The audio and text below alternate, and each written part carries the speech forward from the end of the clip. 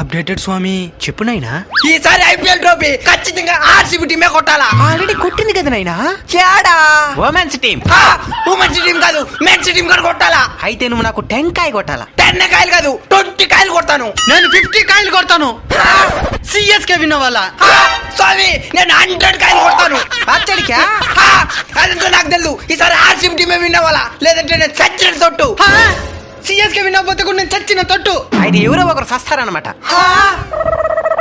ఏం వెతుకుతున్నావు స్వామి? మిగతా టీంలు ఎక్కడా? ఈ రోజు మ్యాచ్ మా ఇద్దరికే పడింది స్వామి. చావో రేవో తేలిపోవాలా. సరే దాని వదలండి గానా. ఎవరు ఎక్కువ కష్టపడితే వాళ్ళు విన్ అవుతారా? పెట్టెంత పెట్టుండారా?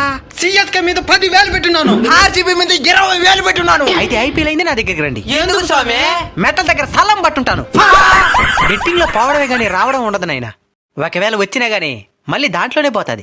ఎక్స్ట్రా బోనస్ పాయింట్ ఏంటంటే కుటుంబం కూడా రోడ్డు మీదకి వచ్చేస్తుంది.